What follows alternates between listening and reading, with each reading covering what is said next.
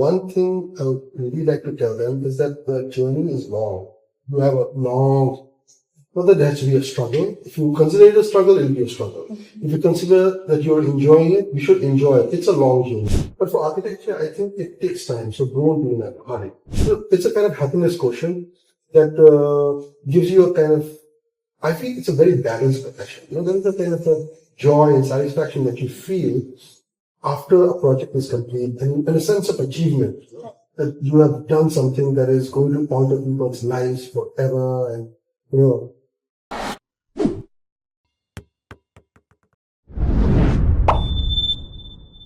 A warm good evening, sir, from the Architects Diary. I'm Simran Khare, the co-editor at the Architects Diary, and we are here today in this beautiful location, and I extend my gracious welcome to you. And so this is a series of TADPod. So TADPod is an initiative by the Architects Diary where we delve into the crux of architecture and speak to and have discussions with really thought-provoking architects who have done something really different and are creating a wave of change in the society. So through TADPod, we focus on presenting curated insights from extraordinary individuals, shedding light on their creative processes, exemplary philosophies, and exquisite contributions to the society. By featuring discussions with visionary architects, designers, TADPod seeks to broaden perspectives and shatter the stereotypes of architecture. TADPod aims to foster a culture of collaboration and knowledge exchange, driving the boundaries of architectural innovation. By highlighting the voices of those who are pushing boundaries and redefining norms, TADPod aims to foster dialogue and inspire positive change. TADPod is more than just an interview series. It's a platform for thought leadership, inspiration, and action, driving forward the discourse on architecture and design. On this note, we are elated to have with us architect Prashant Pradhan, the founder of Prashant Pradhan Architects. So Prashant Pradhan sir is a graduate of CEPT and has done his post-graduation from Berlage Institute, Netherlands. He is the founder of Prashant Pradhan Architects based in Gangtok and focuses on delivering highest quality multidisciplinary design. Without further ado, let's dive into a thought-provoking discussion with architect Prashant Pradhan. Good evening, sir, and welcome to TADPod. Good evening. Thank you so much. First of all, thinking that I am worthy of, all the stuff that you can say. I don't really know. Your work is really exemplary. And so to begin with our session, I would like to know, how did you decide that architecture is something that you wanted to pursue? Out of all the careers, how did you choose architecture to be your go-to career? So there is a conscious and a subconscious, level at which I think I was inspired to be an architect. At a conscious level, my dad is an engineer, a civil engineer, and he was commissioned, or he was chosen when Sikkim was a country to also go and build the Sikkim embassy in Delhi. At that point, it was the embassy, so they'd given some land for Sikkim to build the embassy there.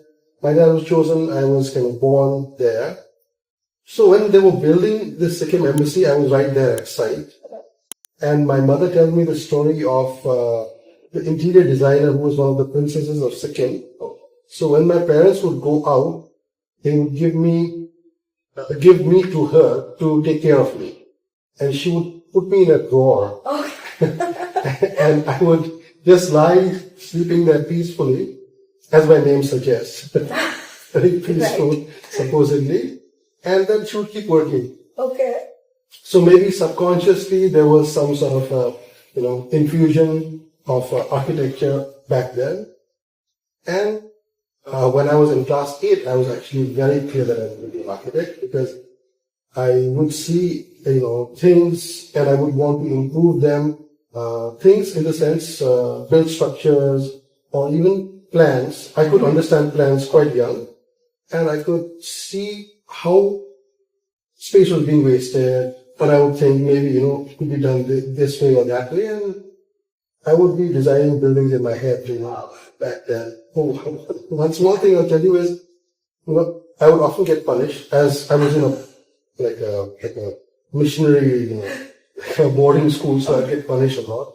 So when I was getting punished, my memory is also of thinking of how to improve the school facilities when I was getting punished.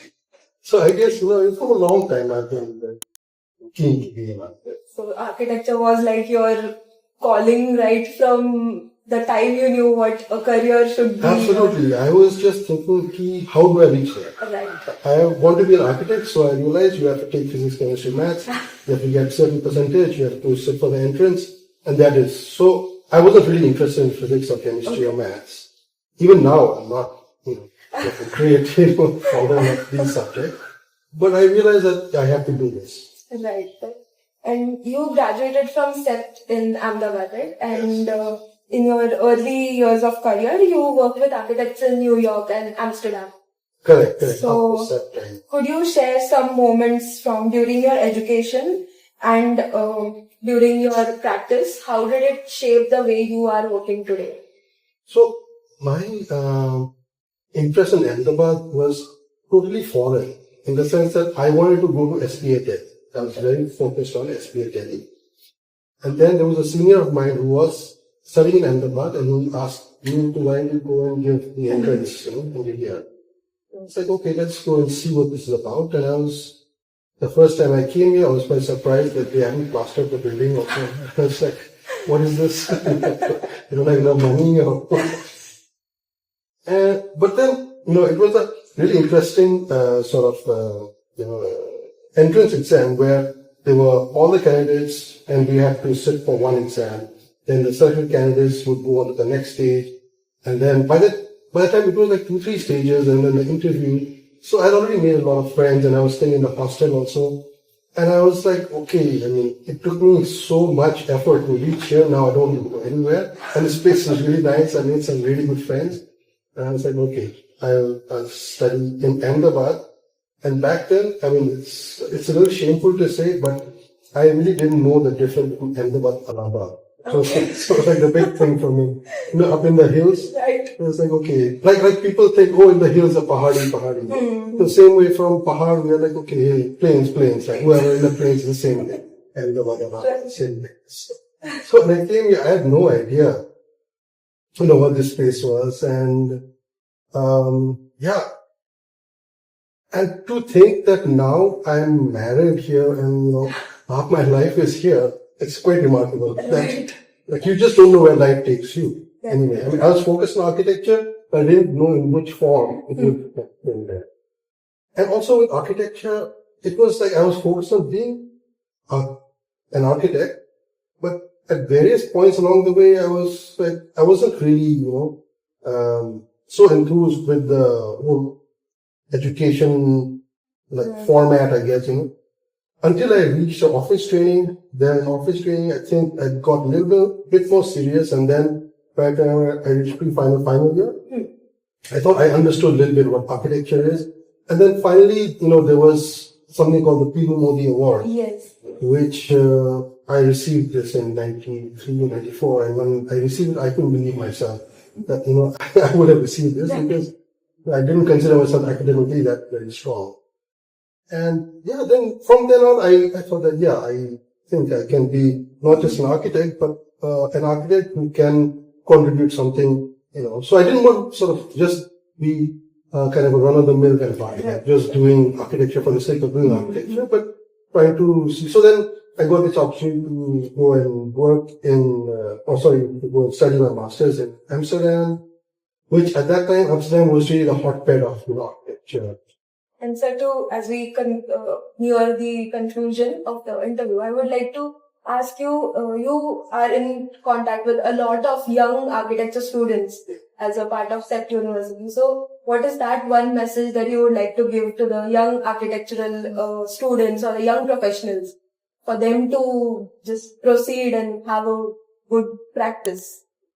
So, a couple of things. One thing I would really like to tell them is that the journey is long. You have a long, not that there has to be a struggle. If you consider it a struggle, it will be a struggle. If you consider that you're enjoying it, you should enjoy it. It's a long journey. It's not like, instant gratification. Architecture just takes a period of time, but the kind of satisfaction you get is unparalleled. Like somebody who makes a quick graphic design or whatever, they make something and then it's out there and they make whatever. It can be successful very quickly and whatever. But for architecture, I think it takes time. So don't be in a hurry. Please don't be in a hurry. If you are in a hurry, then I feel you're in the wrong profession. So there is no shortcuts to it. Because in the end of the day, the take home from this is complete satisfaction. You're not going to get rich with architecture. And that is a very important thing. I mean, but then, you get rich with experiences, you get rich with and it's not like you are poor, but you're not like over the top kind of rich, like somebody with an IT profession or something, making tons of money, but is he really happy? Is she really happy? It's a kind of happiness quotient that gives you a kind of, I feel it's a very balanced profession. There is a kind of a joy and satisfaction that you feel after a project is complete and a sense of achievement. That you have done something that is going to alter people's lives forever, and that sort of thing is difficult to find in other professions. And eventually, money will come. So don't be in a hurry to earn money. So don't go up.